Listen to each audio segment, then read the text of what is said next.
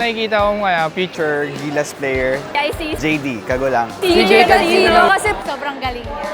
Kian Baclan, Evanel. I think si Caballero. Nakita ko yung potential niya during the game. Si Joel Sandoval. Si Manalang, he have a shooting range and then nagiging court general siya for a freshman.